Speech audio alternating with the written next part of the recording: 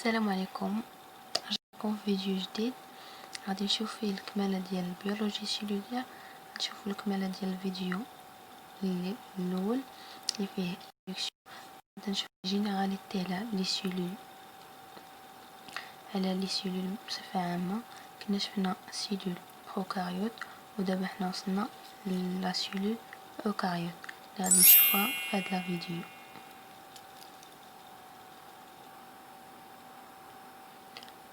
وبالنسبه للناس اللي باقي ما شافوش لا فيديو ديال اللي فاتت، يعني لا فيديو الاولى ديال البيولوجي سيلول، خصكم تشوفوها باش تقدروا تتبعوا معنا في هاد لا فيديو وفي الفيديو جاي ان شاء الله. ودابا غادي ندوزو نشوفوا لورغانيزاسيون ديال لا سيلول اوكاريوت. بالنسبه للسيلول اوكاريوت هي واحد لا سيلول avec un vrai noyau، يعني حقيقية النواة، se distingue par le développement rhizomembranaire qui limite plusieurs compartiments intracellulaires. اللي كتميز هاد السيلول اوكاريوت باش كتميز على السيلول بروكاريوت من خلال واحد الغيزوممبرانير اللي كيكون كيحدد لينا كل كومبارتيمون انتراسيلولير بوحدو. يعني قبيله قلنا بالنسبه لي سيلول بروكاريوت عندنا واحد الممبران هو اللي جمع لينا، واحد الممبران بلازميك هو اللي جمع لينا كومبارتيمون واحد اللي فيه كاع لي ستركتور اللي كاينين في هذيك لا سيلول. اما هنا بالنسبه للاوكاريوت كاين ريزو ممبرانير اللي كيحدد لينا كل كومبارتيمون بوحدو. مثلا عندنا في النوايو اللي الدور ديالها كتكونترولي لنا لاكتيفيتي سيلولير والميتوز، يعني هي اللي كتقوم اللي كتكونترولي لنا لاكتيفيتي، يعني الانشطه ديال لا سيلول والميتوز. بالنسبه لي ميتوكوندري كيديروا لنا البرودكسيون ديال الانرجي، يعني كينتجوا لنا طاقه.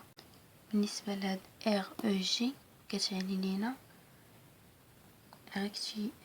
ريتيكولوم اندوبلازميك غرانولير، اللي هو واحد الممبران اللي كيكون حدا داير على النوايو، واللي كيكون الدور ديالو هو لا سينتيز ديال لي بروتيين، يعني انتاج ديال البروتينات. بالنسبه ار اف ال اللي هو ريتيكولوم اندوبلازميك ليس، اللي تا هو كيكون اللي كيكون من وراء هاد يعني كيكون داير على هاد الريتيكولوم اندوبلازميك غرانولير، اللي كيكون الدور ديالو انتاج ديال لي ليبيد.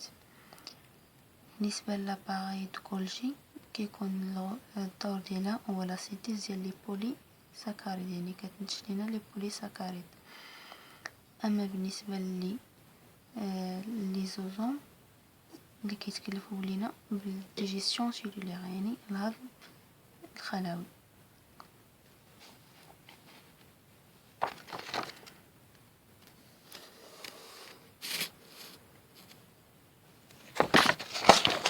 بالنسبه لي سيلول اوكاريوت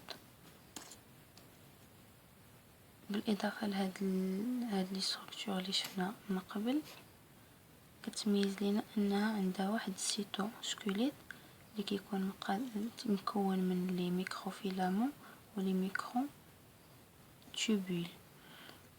الديمونسيون ديالها كيكون كبر من ديال البروكاريوت، بحيث ان القطر ديالها كيكون من 8 حتى 100 ميكرومتر.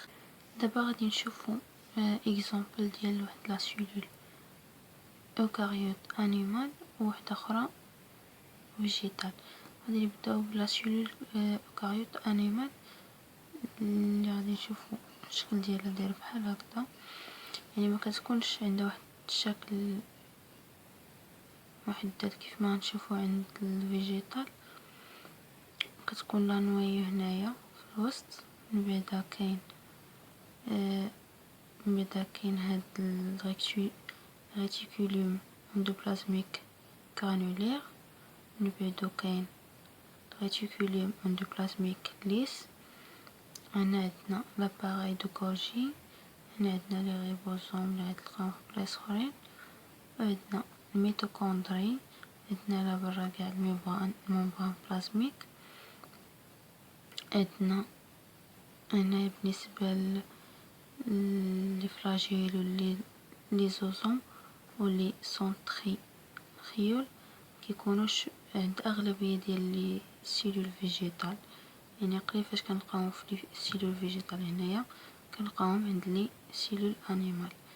بالنسبة لي سيلول اوكاريوت عندنا هنايا البيروكسيزوم هما على شكل دائري، وعندنا السيتوسكوليت اللي كنا قلنا قبيله اللي كيكونوا عبارة على ميكرو تيوبول اولا انترميديات فيلامون اولا ميكرو فيلامون اللي كيكونوا صغار مكيبانوش مزيان.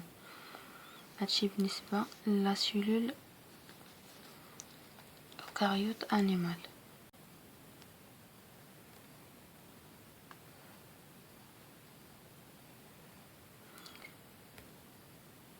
بالنسبة لا سيلول اوكاريوت فيجيتال كما كتشوفوا كيكون عندها واحد الشكل محدد،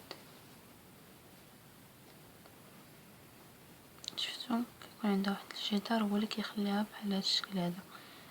اول حاجه كاينه الفاكيول، ومن بعدها الكلوروبلاست اللي كيميز لي سيلول فيجيتال داك اللي خضور. عندنا النوايو هي، عندنا اليالوبلازم هو هذا، وعندنا لي ميتوكوندري هما، وعندنا ديكتيوزوم هما، وعندنا الباروا اللي هو هذا، وهو اللي كيخلي لينا هاد لا سيلول فيجيتال تكون على هاد الشكل هذا. هاد الريكتوليوم اندومبراني اللي هو هذا، واخر حاجه هي الممبران بلازميك اللي هو هذا.